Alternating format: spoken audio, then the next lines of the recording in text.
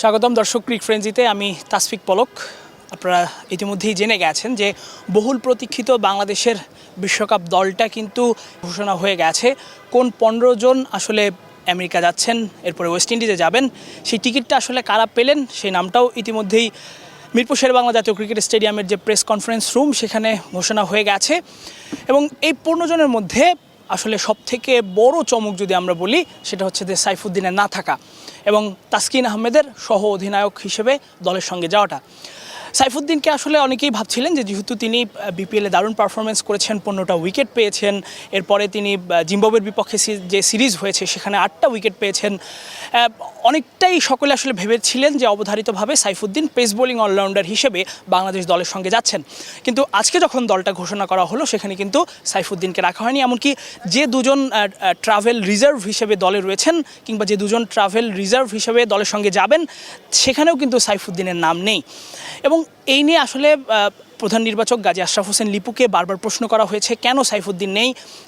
সেখানে তিনি কিন্তু একটা ব্যাখ্যাও দিয়েছেন। ব্যাখ্যাটা অনেকটা এরকম যে সাইফুদ্দিনের কাছে আসলে তারা যেটা এক্সপেক্ট করেছিলেন যে তিনি আসলে ইয়র্কার করবেন কিংবা দলে রানটা চেক দেবেন, সেই জায়গাটায় সেই পার্টিকুলার যে এক্সপেকটেশনটা ছিল নির্বাচকদের কিংবা বোর্ডের, সেই এক্সপেকটেশনটা পূরণ করতে পারেননি সাইফুদ্দিন।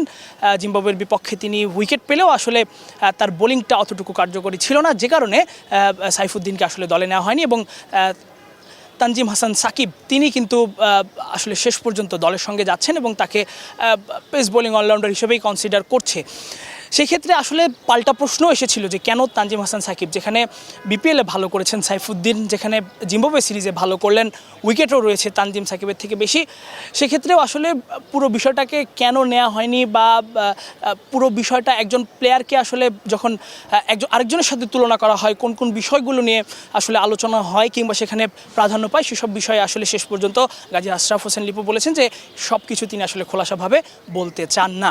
যে কোনো ব্র্যান্ডের সচল অথবা অচল টিভি এক্সচেঞ্জ করে নতুন ওয়ালটন টিভিতে পাবেন সর্বোচ্চ 20,000 টাকা পর্যন্ত ডিসকাউন্ট। ওয়ালটন। এরপরে আমি যদি তাসকিনকে নিয়ে একটু আলোচনা করি, তাসকিন বাংলাদেশ দলের সেরা পেসার, কিন্তু আনফর্চুনেটলি তিনি চতুর্থ যে টি-20টা হয়েছে বাংলাদেশের জিম্বাবুয়ের বিপক্ষে সেখানে তিনি ডাইভ দিতে গিয়ে ইনজুরিতে পড়েন, পঞ্চম টি-20টা তিনি খেলতে পারেননি। কিন্তু তারপরেও আসলে তাকে দলে রাখা হয়েছে এবং সেটা প্রধান নির্বাচকের পক্ষ থেকে আসলে নিশ্চিত করা হয়েছে যে তাসকিন আহমেদ যে যুক্তরাষ্ট্রের সঙ্গে যে বাংলাদেশ 3টি টি-20 ম্যাচের সিরিজ খেলবে সেই সিরিজটাতে তাসকিন আহমেদ খেলতে পারছেন না। তিনি বিশ্বকাপে একবারে সরাসরি বিশ্বকাপে খেলার একটা সম্ভাবনা রয়েছে এবং এই কারণেই কিন্তু তাকে সহ অধিনায়কত্ব দেওয়া হয়েছে।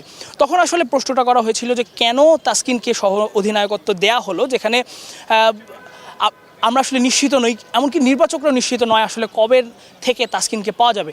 তখন গাজী আশরাফ হোসেন লিপু যেটা বলেছেন যে এটা পুরোপুরি বোর্ডের পক্ষ থেকে তাদেরকে জানানো হয়েছে, যে কারণে আসলে তারা সহ অধিনায়ক হিসেবে তাসকিনের নামটা ঘোষণা করেছেন এবং যদি তাসকিন শেষ পর্যন্ত খেলতে না পারে সেক্ষেত্রেও বোর্ড কোন সহ অধিনায়ক ভেবে রেখেছেন এবং তখন তার নামটা ঘোষণা করা হবে কিংবা জানিয়ে দেওয়া হবে।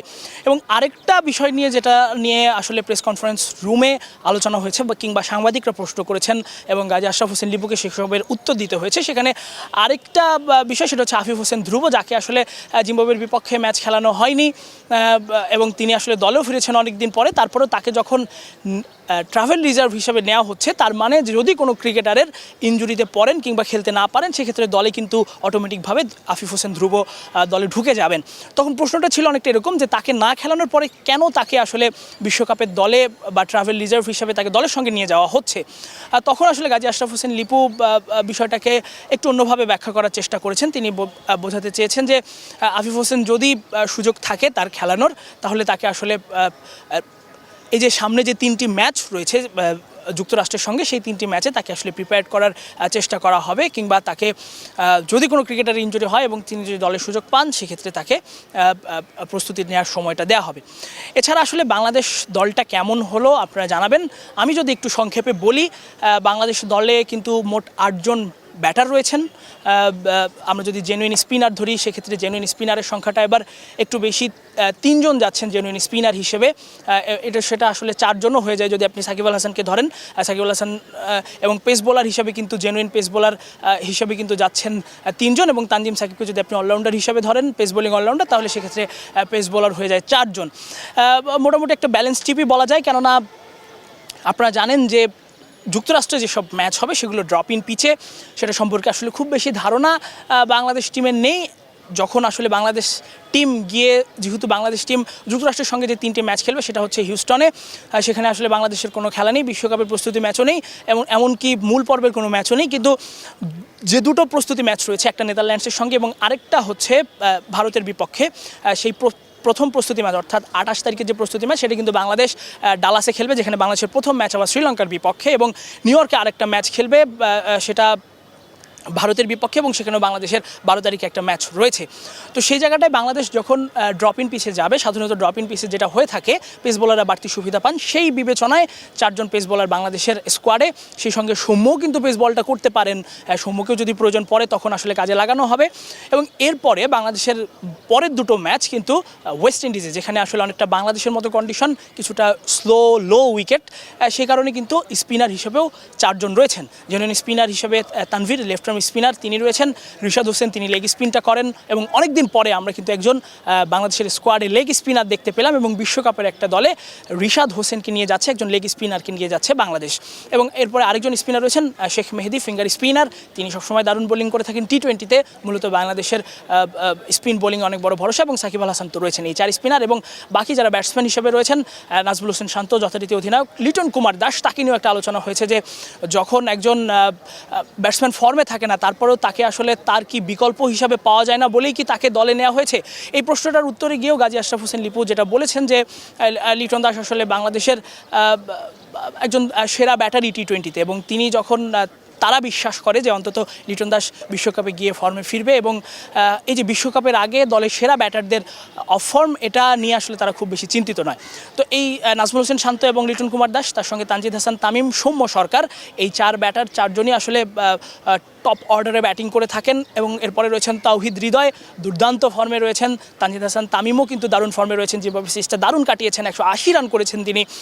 এরপরে মাহমুদুল্লাহ রিয়াদ, জাকের আলী অনিক, এবং ব্যাটসম্যান হিসেবে যদি আপনি ধরেন সাকিব আল হাসানকেও আপনার ব্যাটসম্যান হিসেবে ধরতে হয়। এবং একই সঙ্গে যদি আপনি বাংলাদেশের ব্যাটিং ডেপথটা চিন্তা করেন, সেক্ষেত্রে কিন্তু রিশাদ হোসেনও দারুণ ব্যাটিং করতে পারেন, শেখ মেহেদিও ব্যাটিং করতে পারেন, এবং একই সঙ্গে তানজিম সাকিব তিনিও কিন্তু ব্যাটিং করতে পারেন। সেই জায়গাটায় বাংলাদেশের ব্যাটিং গভীরতাটা কিন্তু অনেক বড়।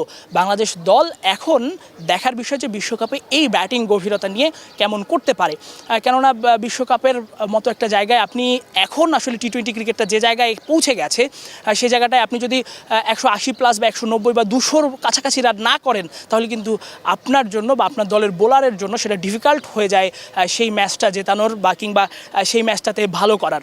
তো সেই জায়গাটায় বাংলাদেশ নিশ্চয়ই নির্বাচকরা সেই বিষয়টাই মাথায় রেখেছেন যে ব্যাটিং গভীরতাটা বাড়ানো, এবং সেটা আমার কাছে পারফেক্ট মনে হচ্ছে বাংলাদেশের ব্যাটিংটা দেখে, অর্থাৎ যে 15 জনের মধ্যে যারা ব্যাটসম্যান রয়েছে তাদের দেখে আমার মনে হচ্ছে যে ব্যাটিংটা ঠিকঠাক, স্পিনটাও ঠিকঠাক, অর্থাৎ প্রত্যেকটা জায়গায় বাংলাদেশ দল কিন্তু দারুণভাবে একটা ব্যাকআপ নিয়ে যাচ্ছে। যে একজন স্পিনার যদি ইনজুরিতে পড়ে, সেক্ষেত্রে আরেকজন স্পিনার কিংবা একজন পেসার যদি শেষ পর্যন্ত তাসকিন যদি খেলতে না পারেন, সেক্ষেত্রে তার জায়গায় আরেকজন পেসার ব্যাকআপ দেবে, এবং হাসান মাহমুদকে ট্রাভেল রিজার্ভ হিসেবে নিয়ে যাওয়া হচ্ছে। তো সেই জায়গাটায় বাংলাদেশ দলের এবারের যে স্কোয়াড বিশ্বকাপে খেলতে যাওয়ার আগে, সেখানে মোটামুটি একটা ব্যালেন্স দল বলতেই হয়, অন্তত আমার কাছে তাই মনে হয়েছে। এবং এখন দেখার বিষয় আসলে বাংলাদেশ দল কেমন করে। 15 তারিখ বাংলাদেশ দল যুক্তরাষ্ট্র উদ্দেশ্যে উড়াল দেবে, এরপর 21 তারিখ থেকে যুক্তরাষ্ট্রের সঙ্গে আবার 3টি টি-20 ম্যাচ শুরু হবে, 21, 23 এবং 25। এরপরে 28 তারিখে প্রস্তুতি ম্যাচ, আবার 1 তারিখে একটি প্রস্তুতি ম্যাচ, এরপরে কিন্তু বাংলাদেশ 8 তারিখে নেমে যাবে মূল পর্বে। তো বহুল প্রতীক্ষিত দলটা আসলে ঘোষণা হয়ে গেল। আপনারা জানাবেন কেমন হলো দলটা। এবং গাজী আশরাফ হোসেন লিপু একদম প্রেস কনফারেন্স শেষে যে কথাটা বলেছেন, যে তিনি মনে করেন যে অনেক সময় বিভিন্ন সমালোচনা হয় একজন ক্রিকেটারকে নিয়ে, যে কেন এ দলে, কেন ও নেই, কিংবা এ থাকলে ভালো হতো। তিনি একটা প্রশ্ন ছুড়ে দিয়েছেন যে যদি এরকম কারো কাছে মনে হয় তাহলে তার জায়গায় কে আসবেন, এটা যাতে বলে দেয়া হয়, তাকে সাজেস্ট করা হয়, তিনি চিন্তা ভাবনা করবেন। যাই হোক, এটা আসলে একটা সমালোচনা যাতে না হয়, এবং সবাই যাতে এই দলটাকে উদ্বুদ্ধ করে, এবং কোনো ক্রিকেটারকে যাতে পার্সোনাল অ্যাটাক না করে সেই জায়গাটা থেকেই হয়তোবা তিনি এরকম একটা রিকোয়েস্ট সবার কাছে করেছেন। এখন দেখা যাক বাংলাদেশ কেমন করে। দর্শক, আপনারা ক্রিকফ্রেঞ্চির সঙ্গেই থাকবেন এবং আমরা সবশেষ তথ্য আপনাদের জানানোর চেষ্টা করব এবং বিশ্বকাপে আমাদের প্রতিনিধি থাকবে এবং সেখানে আপনাদের আপ টু ডেট রাখার চেষ্টা করব। আমরা সঙ্গে সঙ্গে নিউজ জানানোর চেষ্টা করব। এতক্ষণ আমার সঙ্গে থাকার জন্য ধন্যবাদ। আমি তাসফিক পলক আপাতত বিদায় নিচ্ছি।